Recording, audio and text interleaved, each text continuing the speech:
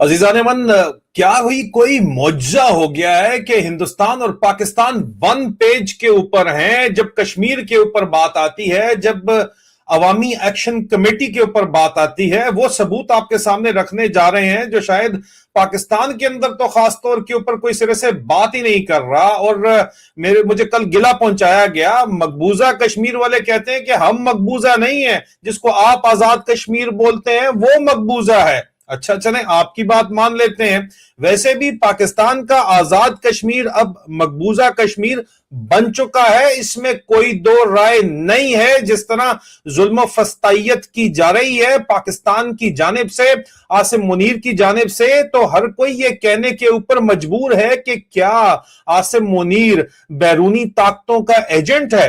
हिंदुस्तान में बात की जाती है तो वो तो खुश बल्ले बल्ले कह रहे हैं। वो कहते हैं कि हमें तो कुछ करना ही नहीं पड़ रहा, आसिम मुनीर हमारे लिए सब कुछ कर रहा है। आसिम मुनीर ने जिस तरह पाकिस्तान के अंदर आग लगाई है, तबाही लाई है, वो तो कोई RNAW का रा ख्वाबों में भी नहीं सोच सकता था, जो कि हो गया। और फिर सवालात ये भी उठते हैं कि क्या जनरल बाजवा के दौर में जो मुआहदा हुआ हिंदुस्तान और पाकिस्तान के दरमियान में कि line of control he international border है, बाकी जिसने जो ड्रामा करना है वो करते रहो। आसिम मुनीर कहता है कि हम कश्मीर आजाद करवा लेंगे, ये सियासी नाराबाजी शोबदाबाजी करते रहो, लेकिन अंदर खाते वन पेज है, टू पेज नहीं है।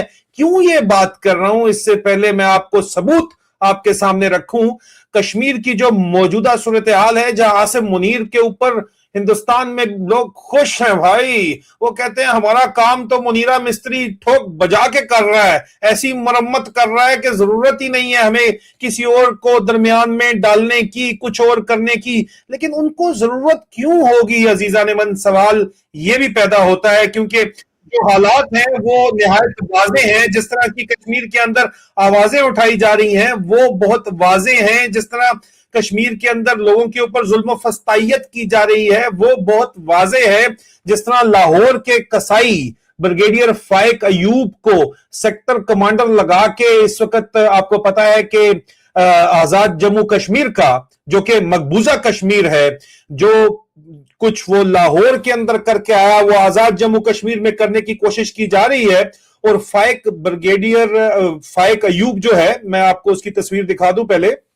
ये लाहौर का कसाई फाइक अयूब जो है, जिसको ब्रिगेडियर प्रमोट करके, क्योंकि लाहौर में इसने पीटीआई को कामयाबी से तोड़ा मरोड़ा, पीटीआई के अंदर एक ISI ग्रुप क्रिएट किया, पीटीआई सोशल मीडिया के अंदर लाहौरी ग्रुप क्रिएट किया, बड़े बड़े जो जीदार किस्म के वर्कर थे उनको लाके चिड़ियाघर में तोड़ा, और अब ये कश्मीर में जाके कश्मीरियों की विल को तोड़ना चाहता है। और जो हालात हैं वो मैं आपके दिखा दूं। इस वक्त जो गिलगित बल्तिस्तान के इलेक्शन के अंदर भी जो कुछ करने की कोशिश की जा रही है, आसिम मुनीर तो जाहिर बात है, पर सवाल उठता है कि क्या रा का एजेंट है आसिम मुनीर। और क्योंकि वो लोग बड़े वहां पे हिंदुस्तान में जो उनका मीडिया देखो तो वो बहुत खुश है अंदर खाते, वो ऑफ द रिकॉर्ड जो इतनी भी बात करते हैं वो कहते हैं हमें तो कुछ करने की जरूरत ही नहीं है भाई, मुनीरा मिस्त्री आपका हमारे लिए सब कुछ कर रहा है, पाकिस्तान तोड़ने का हमें तो कोई शौक सिरे से है ही नहीं, लेकिन मुनीरा मिस्त्री ये सब काम खुद कर रहा है,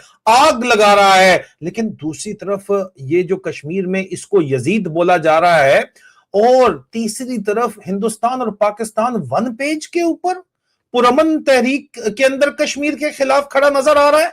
सबूत रखता हूं, लेकिन पहले कश्मीर में यजीद को दज्जाल कहा जा रहा है, शैतान कहा जा रहा है, क्या कहा जा रहा है। सीन्स जो इस वक्त वायरल सीन्स हैं कश्मीर के अंदर वो क्या है, और इनको मुखातिब करके जो इस वक्त बंदूकें तानी जा रही हैं रियासत की जानिब से कश्मीरियों के ऊपर, लेकिन कश्मीर पुरअमन खड़े हैं, कश्मीरी उसके जवाब में पुरअमन खड़े हैं, पुरअमन रहने का पैगाम दिया जा रहा है, लेकिन साथ साथ यजीद को ललकारा जा रहा है और यजीद को उसकी यजीदियत का आईना दिखाया जा रहा है। एक ये क्लिप मैं आपको दिखाता हूं और फिर आपको आगे मजीद कहानी बताता हूं। आप लाए, बंदूकें लाए, ताकत लाए, लेकिन ये याद रखना 80 लाए, 30 लाए, रेंजर लाए, जिसको मर्जी आप लाए, लाते रहे, हमें इससे गरज नहीं। लेकिन याद रखिएगा कि जो ताकत शदाद के पास भी ताकत थी, नमरूद के पास भी ताकत थी, हुकूमत थी, फरौन के पास, यजीद के पास भी ताकत भी थी, हुकूमत भी थी, लेकिन तारीख हमें जो सबक देती है कि वो किस तरह उनकी ताकत जमीन बोझ हुई, दरिया बोझ हुई, वो सारी दुनिया जानती है। आप अपना शौक पूरा कर लें, आप बंदूकें आजमाएं, फोर्सेस आजमाएं, हम अपने जिगर आजमाएंगे, अपने सीने पेश करेंगे ना सारे। देखें, ये तो जो बात है ये तो हक और सच है, लेकिन कश्मीरी फिर भी पुरअमन रह रहे हैं और हम भी जो है वो पुरअमन रहने का ही पैगाम देते हैं और इस फस्तायत को नंगा करने का पैगाम देते हैं। बड़ी सीधी सी बात है कि 1.5 लाख की रजिस्टर्ड आबादी कश्मीरियों की पाकिस्तान में आबाद है। 1.5 लाख की आबादी के ऊपर आप 10 सीटें पंजाब में, एक सिंध और एक खैबर पख्तूनख्वा में कैसे दे सकते हैं? आईएसआई वाले 12 सीटें कंट्रोल करके बाकी सब मामला ऑलमोस्ट तय हैं, लेकिन इन 12 सीटों के ऊपर मामला चल रहा है। ये 12 सीटें जो आईएसआई कंट्रोल करती है, जिसके जरिए आजाद जम्मू और कश्मीर, मकबूजा जम्मू और कश्मीर पाकिस्तान की जो हुकूमत कंट्रोल करती है, आईएसआई कंट्रोल करती है, उसका कंट्रोल जो है वो लड़खड़ा रहा है इस वक्त। और कश्मीरियों के अंदर मीर जाफर और जाहिर बात है मीर सादक है, वो भी इनके साथ मिले हुए हैं। लेकिन ओवरसीज पाकिस्तानिया भी इस वक्त उठ के आ तो रहे हैं, लेकिन खौफ के बुत अभी भी मौजूद हैं। जिस दिन वो खौफ के बुत टूट गए तो फिर ये फस्तायत भी नंगी हो जाएगी। जो मजीद मनाजर सामने है, इससे पहले कि मैं सबूत आपके सामने रखूं कि हिंदुस्तान पाकिस्तान वन पेज पर कैसे आ गया भाई, ये ज्वाइंट एक्शन कमेटी को लेके हैरान कुन तरीके से। इससे पहले कि मैं सबूत आपके सामने रखूं, ये मजीद कुछ मनाजर हैं जो आप इस वक्त कश्मीर से बराह रास्त गुज़िश्ता रोज और आज के जो मनाजर हैं ये देखिए, और यहाँ पे जो बातचीत हो रही है। इन दोस्तों ये बात याद रखने की है, जिस बड़ी तादाद के अंदर आज रात से लेकर इस पहल तक आप सारे लोग पुरअमन रहेंगे और हुकूमत पाकिस्तान को और इन फोर्सेस को बताना चाहते हैं कि हमारा इम्तिहान ना लो। हम यहाँ के जो अवाम है, हम सस्ती बिजली, सस्ता आटा और बुनियादी हुकूक की बात कर रहे हैं, उसके जवाब में तुम हमें गोलियां मार रहे हो, हमें शहीदों का तोहफा दे रहे हो, हमें जख्मी कर रहे हो। तुम्हें एक दफा फिर हुकूमत पाकिस्तान को और इन फोर्सेस को और यहाँ की इंतजामिया को और यहाँ के जो 53 हमारे नाम निहाद दंगल किस्म के लोग हैं, उन्हें ये बताना चाहता हूँ कि तुम्हारी क्या हैसियत है कि तुम्हें पता ही नहीं होता। कोई बाहर से फोर्सेस आती है, हमारे लोगों को शहीद करके चली जाती है। ये तसलसल, ये सारी सूरत हाल हिंदुस्तान के अंदर मौजूद थी और वहाँ ये कहा जाता था कि ये वो हिंदू बनिया है, जालिम है, जाबिर है और हम कश्मीरियों पर जुल्म कर रहा है। तो तुम तो हमारे भाई थे, तुम तो कलमा पढ़ने वाले थे, तुम तो कलमा गो थे, फिर तुम हम पे किस वजह से, किस बात से, किस वजह से हम पे गोलियां बरसा रहे हो? तो मेरे भाइयों, शाहजेब शहीद का फोन जरूर रंग लाएगा और दीगर जो हमारे शोधा हैं उनका जरूर बजरूर फोन रंग लाएगा।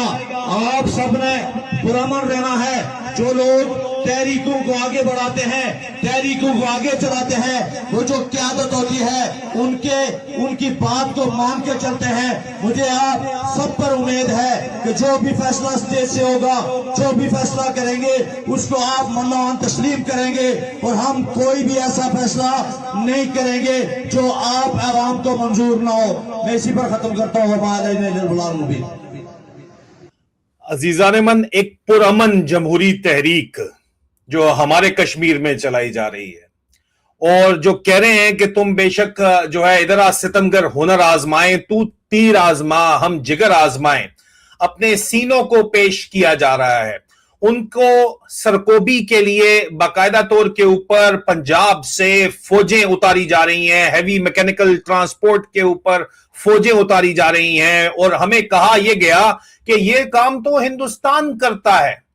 तो फिर वो तो मकबूजा हिंदुस्तान के जो जेर इंतजाम कश्मीर है, क्या वो मकबूजा कश्मीर है, या अब इस वक्त जो पाकिस्तान के जेर इंतजाम कश्मीर है वो मकबूजा कश्मीर है? और इन दोनों कश्मीरों के अंदर और दोनों जो इस वक्त मामलात हैं उनके अंदर एक ही वन पेज के ऊपर ये लोग क्यों कर कैसे मौजूद हैं? मैं सबूत रखूंगा वो वन पेज के ऊपर क्यों कर मौजूद हैं, लेकिन हमें इस वक्त इस मामले के ऊपर कश्मीर से एक एक्सपर्ट ज्वाइन कर रहे हैं। यहां पे कश्मीरी लीडर जफर अली जराल साहब हमें ज्वाइन कर रहे हैं। हम उनको खुशामदीद कहेंगे। जफर अली जराल साहब, खुशामदीद, बहुत बहुत शुक्रिया आपने हमें ज्वाइन किया। सर, ये मामला क्या है कश्मीर में? आप लोगों का जो असल झगड़ा हम लोगों का है कि 1.5 लाख जो कश्मीरी पाकिस्तान के अंदर आबाद हैं, 12 सीटें जो है वो वहां पे ये लोग लेते हैं। असल झगड़ा 12 सीटों का है। और इसके अलावा अगर कोई झगड़ा है तो मुझे समझा दें, लेकिन ये झगड़ा सर है क्या और क्यों है?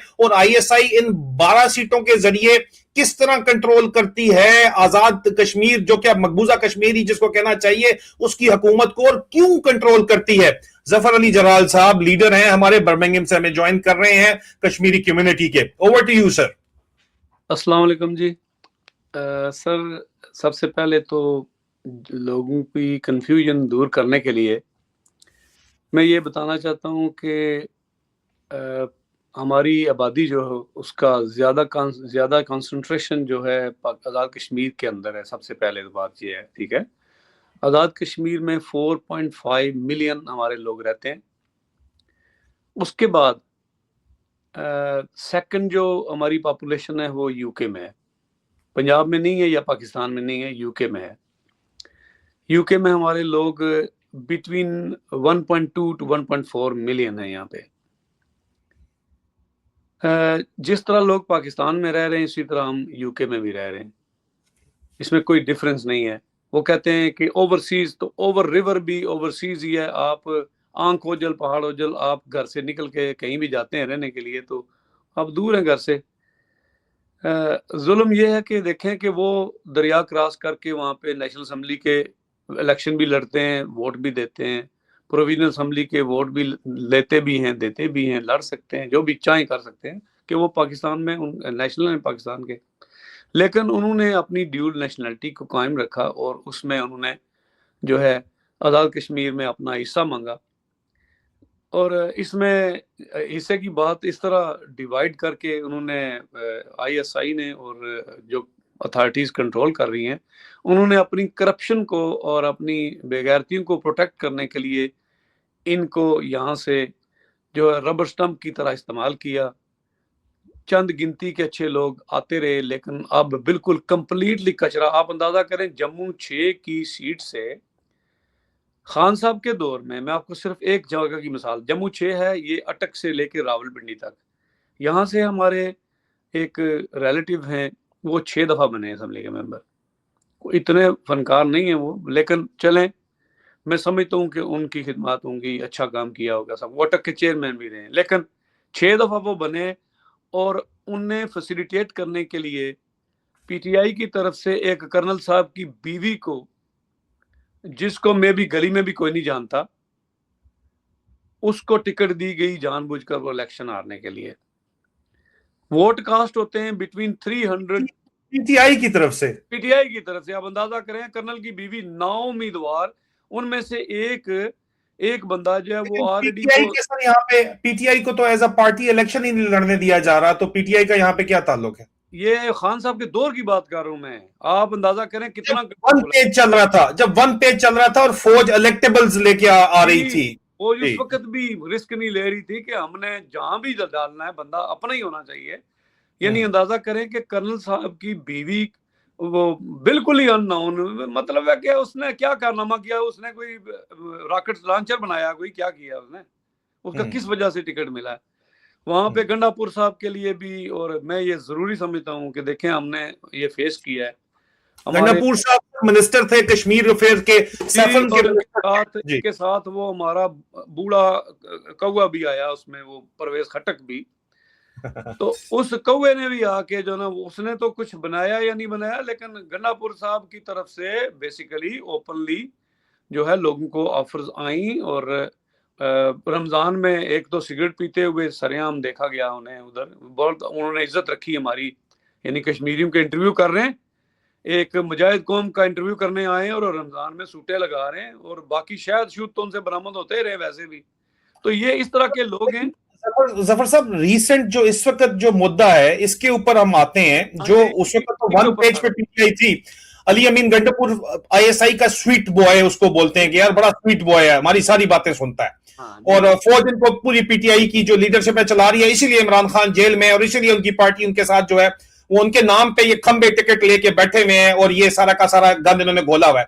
यहाँ पे सर जो 12 सीटों का मुद्दा है वो जरा हमें एक्सप्लेन कीजिएगा, फिर मैं कुछ सबूत आपके सामने रखना चाहूंगा और आपके सामने सवाल रखूंगा कि इंडिया और पाकिस्तान वन पेज पे इस मामले पे कैसे आ गया। ये पहले जो 12 सीटों के मुद्दे के ऊपर आए, यही बात मैं कर रहा हूं कि देखें, हमारी आबादी 4.5 मिलियन है और वहां पे हमारी सीटें कितनी हैं, वो 34, ठीक है, 30 समथिंग सीटें हैं, वो कुछ आगे पीछे से पकड़ के बनाते होंगे, 35 सीटें जी, 35 सीटें। अच्छा जी, पंजाब में हमारी आबादी सिर्फ 1.5 लाख है, वहां पे हैं 10 सीटें।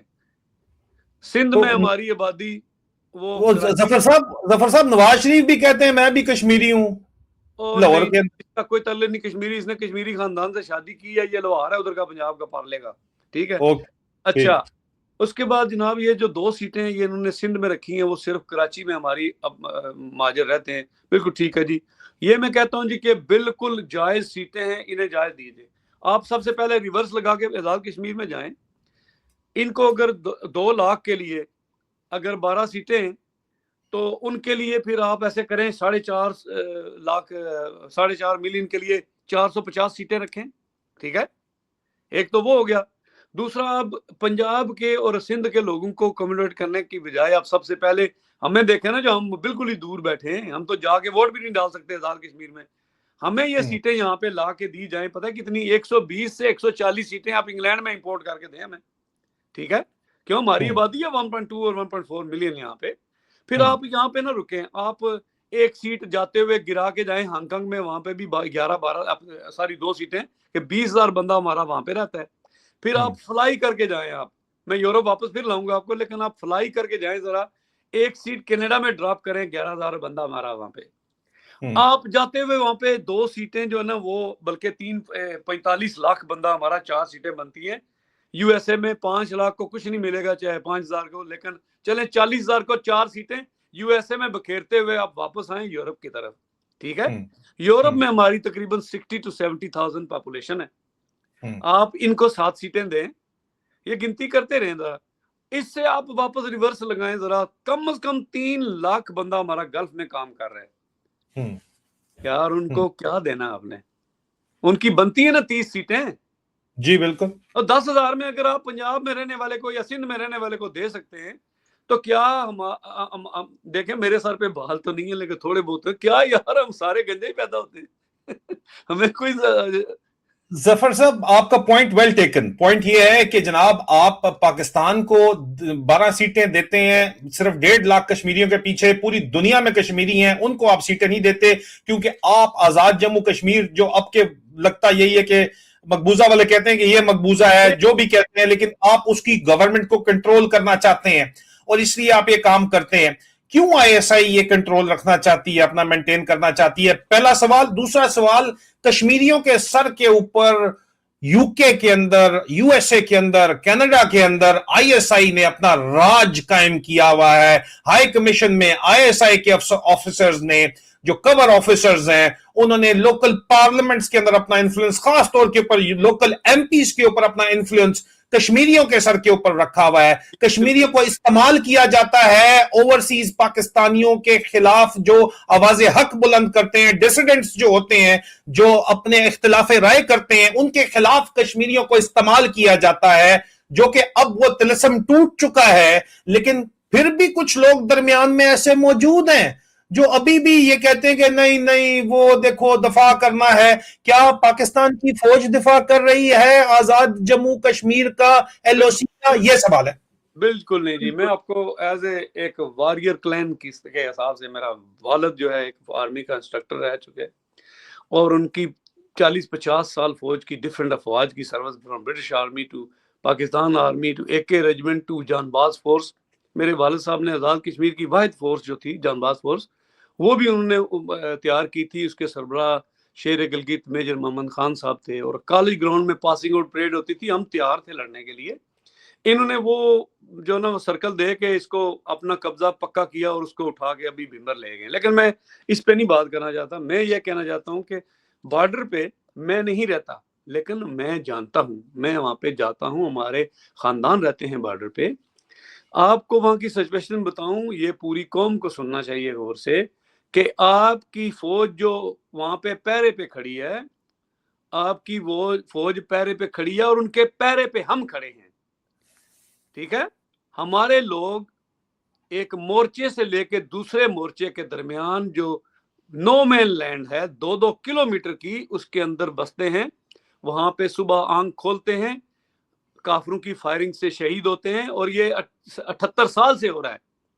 आज तक हमारी फौज वहां पे उनकी मदद के लिए आगे नहीं गई। फौजियों की मदद के लिए फ्रंट से आके मोर्चों को कवर करते हैं हमारे लोग। आपको अंदाजा है कुछ कि इधर पहाड़ी पे एक मोर्चा है, उधर पहाड़ी पे दूसरा मोर्चा है, मिडिल में वैली के अंदर हमारे 1-2 नहीं सैकड़ों गांव हैं, लाखों लोग रहते हैं उस नो मैन लैंड के अंदर। कोई छोटी मोटी नो मैन लैंड नहीं है, ये between two line of control जो है उसके दरमियान हमारे लोग रहते हैं। हमारे शेर दिल लोगों के साथ इंडिया की जरूरत नहीं है। और ये जो आप ड्रामा देख रहे हैं ना, ये जो दोनों आपस में खेल रहे हैं इंडिया और पाकिस्तान, आप फौज में रह चुके हैं, मेरा सारा खानदान फौज में अब भी है। मैं समझता हूं कि जब इन्होंने 4 बंदे दिल्ली में घुसाए थे, तो वो पूरी पार्लियामेंट्स में तो होटल शोटल सब खाली होके वो भागना शुरू हो गए, 4 बंदे सिर्फ, ठीक है। और दूसरी चीज आपको बताता हूं कि ये जो आजाद कश्मीर से जो लोग उधर जाते थे वो तो नहीं जा रहे ना, अब कोई नहीं जा रहा। मकबूजा कश्मीर के सिर्फ 10 बंदे हैं जिनका नाम वांटेड लिस्ट में लिखा हुआ है। उन 10 बंदों के लिए 9 लाख फौज इंडियन वहां पे बैठी है। तो क्या आप समझते हैं कि ये पाकिस्तान के लोग जो फौज में है ये सारी बकरियां हैं? ये बकरियां समझते हैं? ये 100 बंदा भेज दें इंडिया भाग जाए, आपको पता नहीं है इस चीज का। नहीं सर, वो चले वो आप जो आपका पॉइंट ये है कि इंडिया को ब्लैकमेल किया जाता है पाकिस्तान की तरफ से, जो कि अब लगता ही है कि उनको मजबूर कर दिया गया। ये बोल बोल के कि वो बड़े बुजदिल हैं, जो कि उन्होंने धुरंधर फिल्म बनाई, उन्होंने बताया कि वो आपका वहां पे जहाज हाईजैक कर खड़ा हुआ है, कह रहा है कि तुम लोग तो हिंदू बनिए, तुम हो ही बुजदिल। तो वो फिर अब रिटेलिएट उन्होंने फिर करके दिखाया कि कौन कितना बुजदिल है। एक नई जंग छिड़ गई जो धुरंधर फिल्म के अंदर जो है, एग्जेजरेशन जरूर होगी, नैरेटिव वॉरफेयर जरूर होगी, लेकिन दिखाया गया, बताया गया कि नहीं भाईजान, अगर ये इस तरह आप मजबूर करेंगे तो हम भी कुछ करेंगे। लेकिन करण जोगे वो कुछ अभी भी नहीं है, क्योंकि ये ब्लैकमेलिंग का बिजनेस चल रहा है। यहां पे मेरा सवाल ये है आपसे, यही मैं जवाब इस पे आपको दे रहा हूं। पहले प्लीज 1 मिनट। ये जो इन्होंने हुआ बनाया हुआ है, हमारे टैंकों में डीजल नहीं है, इंडिया 10 गुना बड़ा है हमसे, ये सारा ड्रामा जो है ना, ये बेसिकली उनको बताते हैं, देखो हमने आपकी कितनी गुड्डी चढ़ाई हुई है, माल पानी आगे करो ना इधर। जब ये नहीं ना मानते, इंडिया वाले नहीं मानते, तो ये 4 बंदे घुसा आगे इधर या उधर। मतलब अगर इनको इंडिया FATF के अंदर डाल दे, या इंडिया इनके खिलाफ फाइनेंशियल जो है वो सैंक्शंस और ज्यादा एक्टिविज्म शुरू कर दे, क्योंकि ताकत उनके पास फाइनेंशियल मसल है, या वो इनके खिलाफ कोई भी अपनी जवाबी कार्रवाई करे, तो फिर ये ब्लैकमेलिंग करते हैं कि फिर हम बंदे को साथ देंगे। ब्लैकमेलिंग का काम चल रहा है ना सर। देखें जी, अगर इनको कश्मीर से गर्ज हो तो आपको याद हो, आपको शायद इसका नहीं इल्म, क्योंकि हमारी तो ये तारीख है, हमें मजबूरियां हैं, हम याद रखते हैं। सबसे पहले जो पाकिस्तान से इंडियन फौज उसने छीना था, वो सिटी ऑफ गुरदासपुर था। आपको इसका अंदाजा है? जी जी जी, बिल्कुल बिल्कुल सर, बिल्कुल। गुरदासपुर सिटी वो जो था, उसमें मुस्लिम लीग इलेक्शन जीती थी, वो पाकिस्तान का हिस्सा था। वो ब्रिज है between Indian Punjab to Kashmir. अगर गुरदासपुर सिटी डिस्ट्रिक्ट पूरा वो खाली ना करते, 50,000 बंदों का जेनोसाइड किया गया। हमारे वजीर खारजा कादियानी हुआ करते थे जनाब सर जफरुल्लाह साहब, उन्होंने उफ तक नहीं की, और वो 50,000 बंदा कत्ल करने के बाद, वाइप आउट करने के बाद, फौज ने वहां पे कब्जा किया गुरदासपुर सिटी पे। इस वजह से वो कश्मीर के अंदर पहुंचे, वरना तो वो कश्मीर में आ ही नहीं सकते थे ना, ठीक है। अच्छा, पहली वो चीज देने के बाद इन्होंने हर वो चीज जिस पे इंडिया ने हाथ रखा है दे दी है। किस लिए? क्योंकि इनको हुक्म था कि आपने कभी भी इस अब्बे को नहीं छेड़ना, हिंदू को अब्बा बना के गए इनका। आप अंदाजा करें कि जूनागढ़ का वो तो सर जफर अली जलाल साहब, ये तो आपकी अपनी जाती ओपिनियन है, क्योंकि मैंने जारी बात है कम्युनिटी गाइडलाइंस का भी ख्याल रखना है। मैं सब इस वक्त एक पॉडकास्ट के अंदर जारी बात है कि ये चीजें आपके साथ जरूर डिस्कस करूंगा, लेकिन जो लेटेस्ट इस वक्त की सिचुएशन है, ये कश्मीरियों के जज्बात हैं, इसमें कोई शक नहीं है, दोनों तरफ कश्मीरियों के जज्बात हैं, कोई शक नहीं है। लेकिन अब हम सबूत सामने रखें ना, जारी बात है लोग इसके ऊपर, जारी बात है हमें इंडिया के अंदर भी लोग देख रहे हैं, वो कहेंगे यार ये रेटरिक की बात कर रहे हैं। अगर हम ये यहां पे जफर जलाल साहब रेटरिक की बात कर रहे हैं, तो फिर अगला सवाल ये है कि ये आपको पता है कि ज्वाइंट एक्शन कमेटी, जो कि वाहिद अवामी एक्शन कमेटी पुरअमन कश्मीरियों की तहरीक है, इसमें किसी किस्म का कोई शक नहीं है, इसको बैन किया जाता है, पाकिस्तान के अंदर दहशतगर्द करार दे दिया जाता है पाकिस्तान के अंदर 5 जून 2026 को। नोटिफिकेशन आपके सामने है। लेकिन हैरान कुन तौर के ऊपर अवामी एक्शन कमेटी जो है वो इंडिया वाली साइट पे कश्मीर के अंदर भी मौजूद है, और उसके साथ क्या किया जाता है, उसका ये नोटिफिकेशन आपके सामने है, ये देख लीजिए। इस नोटिफिकेशन के मुताबिक ये 11 मार्च 2025 को, ये हिंदी में और ये इंग्लिश के अंदर है। इस नोटिफिकेशन के मुताबिक अवामी एक्शन कमेटी को हिंदुस्तान की सरकार की जानिब से भी बैन कर दिया जाता है, 5 साल का बैन लगा दिया जाता है अवामी एक्शन कमेटी के ऊपर, अनलॉफुल एसोसिएशन बोल के 5 साल के लिए, और जो यूएपीए की जो पावर्स हैं उनका इस्तेमाल किया जाता है, बिल्कुल उस तरह जिस तरह पाकिस्तान ने ये काम अब आके किया है। टारगेट वहां पे मीरवाइज उमर फारूक को किया जाता है, और उनको कहा जाता है कि ये अलहदी सेपरेटिज्म कर रहे हैं, टेररिज्म कर रहे हैं, एंटी इंडिया प्रोपेगेंडा कर रहे हैं। हू बहू वही इल्जामात बॉर्डर के इस पार अवामी एक्शन कमेटी के ऊपर लगाए जाते हैं, और ये इल्जामात जो है वो ये एग्जैक्टली वही चीज है। अवामी एक्शन कमेटी एएसी हो बहू वही काम जो है वो पाकिस्तान की सरकार करती है। तो फिर क्या ये 1 पेज के ऊपर कोई ड्रामा चल रहा है, हिंदुस्तान और पाकिस्तान की आवाम को दिखाने के लिए सियासत चल रही है? अंदर खाते सिर्फ यहां पे, या आसिम मुनीर जो है वो तोड़ना चाहता है पाकिस्तान को, हिंदुस्तान के लिए काम कर रहा है। आसिम मुनीर RNAW रा का एजेंट है, या फिर आप मुझे समझा दें, मुझे तो बात समझ नहीं आती। फिर फाइक अयूब को भेजा जाता है ये एजेंडा इंप्लीमेंट करने के लिए, और कश्मीरियों के ऊपर लाहौर के कसाई को आजाद कश्मीर या कश्मीर का कसाई बना के भेजा जाता है। सर ये क्या हो रहा है? अगर आपको समझ आती है तो मुझे समझा दें, मैंने तो आपके सामने सबूत रख दिए। जी जफर साहब। जी सर, ये देखें, यही बात मैं कह रहा हूं कि इनको एक सेट लाइन दी गई थी कि आपने ये कभी क्रॉस नहीं करनी। आप अपनी तारीख देखें कि हमारी फौज पावर होने के बावजूद भी अगर कहीं पे घुसी है तो वहां पे वापस आई है या करवाई गई है। लेकिन इंडिया ने कभी ना जूनागढ़ वापस किया, उसने उसका बादशाह हमारे साथ मिल गया, उन्होंने कब्जा कर लिया, हैदराबाद पे कब्जा कर लिया उसका बादशाह, वो हमारे साथ था। कश्मीर का बादशाह उनके साथ था, उन्होंने उस पर भी कब्जा कर लिया, पॉपुलेशन हमारे साथ थी। कोई एक्सक्यूज नहीं, पॉपुलेशन का एक्सक्यूज बनाए तो कश्मीर हमारे साथ आना चाहिए, अगर हुकूमत का एक्सक्यूज बनाएं तो जूनागढ़ और हैदराबाद हमारे साथ आने चाहिए। लेकिन इसमें पाकिस्तान आर्मी का करैक्टर किधर है, वो किधर थे? गिलगित बल्तिस्तान और आजाद कश्मीर कबाइल ने आजाद कश्मीर, सर वो आए हुए हैं आपके पास, ये देखें कल HMT के ऊपर, ये देखें बड़ी बड़ी बसों में बैठ के आ गए हैं, वो फतह करने, कश्मीर फतह करने पहुंच गए हैं, मुजफ्फराबाद ये पहुंच गए हैं। ये बेसिकली इस तरह है कि आप इनके ये करतूत देखें और इनकी इंडिया के खिलाफ जो कार्रवाइयां हैं वो देखें। कितने बंदे इन्होंने इंडिया में घुस के मारे। उन्होंने तो आके हमारे सिरी बंडाला में सिर्फ एक गांव में, हम तो सिर्फ किसी किस्म की मार धार के जो है उसको प्रमोट नहीं करते, लेकिन सवाल हम ये जरूर करते हैं कि जो आप हमें कह रहे हैं कि हम कश्मीर आजाद कराएंगे, और जो आप ओवरसीज पाकिस्तानियों में कश्मीरियों को इस्लामाबाद बिठा के कहते हैं कि जनाब ये पाकिस्तान 2 नेशन थ्योरी के ऊपर बना हुआ है, उसके बाद ये सिर्फ और सिर्फ सियासी चटकलाबाजी है।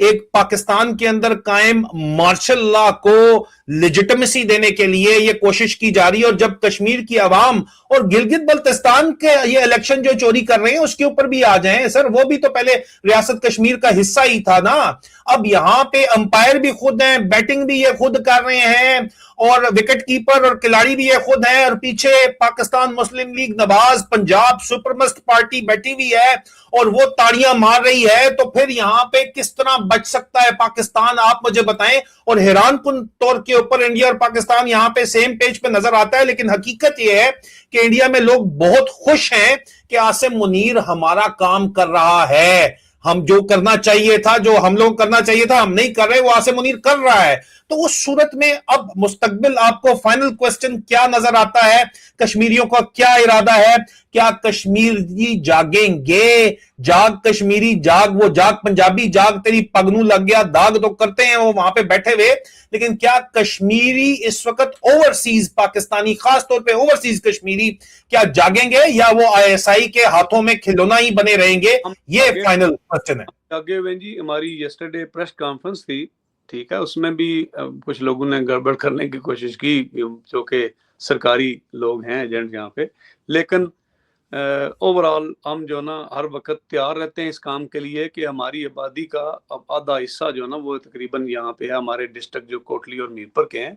हम तो हर वक्त कान खड़े रखते हैं। अभी हम बात नहीं कर सकते अपने लोगों से, अपने घर में किसी की खैर खबर नहीं ले सकते, तो हम छोड़ेंगे तो नहीं। हमने तो एम्बेसी को ये कल से बंद करना शुरू कर दिया है। 1 बजे कल से शुरू हो जाएगा काम। परसों की हमने कॉल वैसे भी दी हुई थी, लेकिन कल 1 बजे हमने शुरू कर दिया, क्योंकि इन्होंने वहां पे हमारा एक नौजवान फिर शहीद कर दिया। हमने प्रॉमिस किया था कि इस बार अगर गोली चलाई इन्होंने तो हमने उसी दिन जो ना ऐलान करना है, इसको, इस एम्बेसी को हम बंद कर देंगे। लंदन ऑलरेडी बंद, आपको पता ही है, ये पहले ही ऑलरेडी वहाँ पे बैठे हुए लोग। तो ये चीजें जो ना हम अवॉइड नहीं कर सकते। हमारे पास एक ही ऑप्शन है कि यहाँ पे पाकिस्तान की गवर्नमेंट और आर्मी को और आईएसआई को जो अड्डे प्रोवाइड किए गए हैं, ये एम्बेसियां, इसके अंदर ये बैठे हुए, आपको पता है कि इसके अंदर ये शफलिंग करते हैं और अपने लाडलों को भेजते रहते हैं। जो नालायक बदशक्ल आदमी होता है वो उसको भेजते हैं एम्बेसी में, पूरी दुनिया में, ये इधर नहीं सिर्फ, मैं दुनिया में जहाँ भी गया हूँ, इंतहाई कोई बेशर्म किस्म के बंदे जो ना वो भेजते हैं कि जो ना आवाम को देखें वहां पे।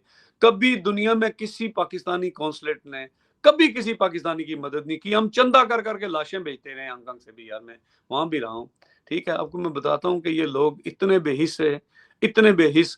ये इसी की मिसाल मैं आपको एक दे देता हूँ, एक सिंपल सी मिसाल के हांगकांग में एक फेरी टर्मिनल है बहुत फेमस वहाँ पे, जहाँ पे विजिटर बहुत ज्यादा आते हैं। तो वहाँ पे एक सिख जो था वो शराब पी के सोया हुआ था। तो साउथ चाइना मॉर्निंग पोस्ट वहाँ का इंग्लिश अखबार था, तो उसने खबर छापी, a Pakistani sleeping on the ferry terminal. अब उसके सर के ऊपर पगड़ी और दाढ़ी और मूछें उसकी बता रही हैं सामने सामने वो सिख है। पाकिस्तान में तो किसी परसेंटेज में, क्या गिनती में भी हमारे सिख नहीं है, लेकिन इंडिया नहीं है, सर, हैं और बड़े लाडले हैं पाकिस्तान के अंदर हमारे सिख, तो लाडले। लेकिन लाडले।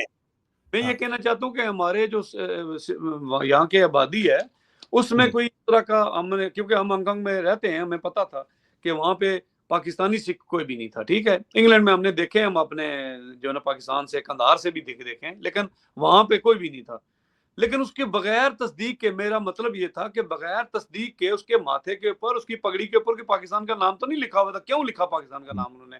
मैंने एम्बेसडर थे तारक सुमरो सिंध से, वो तो उनका भाई मेरे साथ काम करता था एक इन्वेस्टमेंट कंपनी में, तो मैंने उससे बात की। उन्होंने कहा भैया को फोन कर लो। मैं भैया को फोन किया तो भैया ने कहा यार इस तरह हम करें तो रोजाना हम फिर, ओ यार ये खबर है एक, उसने इतनी बुरे तरीके से तस्वीर लगाई हुई है इंसल्ट करने के लिए, तो वो मौका नहीं छोड़ते थे ना अंग्रेज भाई, ज़ाहिर है वो आपको पता है कि करते हैं। जफर भाई, प्रॉब्लम ये है कि जिस वक्त कश्मीरी ओवरसीज ये रियलाइज कर जाएंगे कि आपको एक जो है वो बिल्कुल कॉलोनी के तौर के ऊपर पाकिस्तान की फौज और आईएसआई इस्तेमाल कर रही है, और जब तक आप यहाँ पे जो आर्मी अटैची है या एयर अटैची है, लेजन ऑफिसर है, उसको अगर आप पार्टी, उसके पास काम को जाओ, उसको खाना खिलाओ, कहता है नहीं मुझे जाओ पार्टी कराओ। पार्टी का मतलब क्या है? ये जो है दलाली का काम करवाते हैं, लड़कियां बहरवान इस तरह के काम हमें करवाओ तो तुम्हारा पीछे एक फोन करके काम करवा देंगे। जब तक इस चीज को रियलाइज नहीं किया जाएगा और जब तक इनका जो है वो दाना पानी बंद नहीं किया जाएगा, उस वक्त तक ये बंदे के बच्चे नहीं बनेंगे। जमहूरियत जो है वो, आपको मैं बताता हूँ, ये मसाइल जो है ना इनके लिए इतने बढ़ चुके हैं। अल्लाह का शुक्र है कि अभी ये दाना पानी खुद ही खिलाते हैं हमारे साथियों वगैरह को, उनकी मिन्नतें करते हैं। वो 1200 सर 1200 पाउंड महीना जो पीछे पाकिस्तान से दलवा के इन्होंने कुछ माजरत के साथ, इंतहाई माजरत के साथ, मैं लफ्ज नहीं इस्तेमाल करना चाहता, लेकिन कुत्ते बिल्लियों की तरह इन्होंने जो लोग छोड़े में जो अपने आप को साफी कहते हैं, लंदन के अंदर बर्मिंघम पहुंच जाते हैं, मैनचेस्टर पहुंच जाते हैं, खर्चा मर्चा उठाने के लिए इनके लिए दलाली कर रहे हैं, वो कोई थोड़े साफी हैं सर। हमारे अपने कश्मीर के बड़े तगड़े साफी मौजूद हैं, लेकिन उनको भी इन्फ्लुएंस करने के लिए पहुंच जाते हैं। कोई एम्बेसी का कुक बन के आईएसआई वाला पहुंच जाता है और उनको इन्फ्लुएंस कर लेता है, उनकी दम ओढ़ता है। और यहां भी सहाफी को, जो सहाफत को लफाफत बना दिया इन लोगों ने, लेकिन आवाज़ हक बुलंद करने वाले अभी भी मौजूद हैं, आप भी मौजूद हैं, हम भी मौजूद हैं, और ये सिलसिला जारी और सारी रहेगा। अजीज़ान मन, आप हमें कमेंट्स के अंदर बताइएगा कि किस खास एंगल को लेके आप चाहेंगे कि जफर अली जलाल साहब जो हैं वो उसके ऊपर तहकीकाती मास्टर स्ट्रोक खेलते हैं, तहकीकात और फैक्ट्स एंड फिगर लेके आते हैं। आप कमेंट्स में बताइएगा कि किस इशू के ऊपर तहकीकात करके तफसीलात लेके आए, और हम अगले प्रोग्राम में जफर अली जलाल साहब के साथ हाजिर होंगे और आपको वो तमाम तहकीकाती रिपोर्ट जो है वो प्रेजेंट करेंगे। जफर साहब, एंड के ऊपर आप कुछ कहना चाहें तो? सर, मैं ये कहना चाहता हूं कि हमारी कोई 600 सीटें जो ना वो बनती हैं रफली, ये जो कम है, तो वो सीटें पहले प्रोवाइड की जाएं, तो बाहर जो पाकिस्तान में सीटें उस पर हमें कोई इतराज नहीं है, ओवरसीज पाकिस्तानियों की। ठीक है सर, ठीक। हमारी आबादी का एक दफा फिर बता दूं कि 4.5 मिलियन आबादी की 450 सीटें बनती हैं, तो वो आप 415 सीटें मजीद और प्रोवाइड करें, 413 सीटें, 413 आजाद कश्मीर को मजीद सीटें दी जाएं। उसके बाद हमें 120 से 140 इंग्लैंड में दी जाएं, और 5 सीटें अमेरिका में, 2 सीटें हांगकांग में, 1 कनाडा में, और 6 यूरोप में। ये सीटें दी जाएं तो ये तकरीबन मेरे ख्याल में आराम से 600 सीटें तो ये बन जाती हैं। और इन 600 सीटों की मौजूदगी में अगर आप 12 सीटों की बजाय आप 50 सीटें भी पाकिस्तान में हमारे महाजरीन भाइयों को दें तो हमें कोई इतराज नहीं है। वो गाली मुग्गी हुण दस। बिल्कुल, बहुत बहुत शुक्रिया जफर साहब। अजीजा ने मन कमेंट्स पे आपका हमें इंतजार रहेगा। वीडियो को लाइक करना है, शेयर करना है और इसको फैलाना है जहां तक आप फैला सकते हैं। खुदा हाफिज। Thank you very much sir.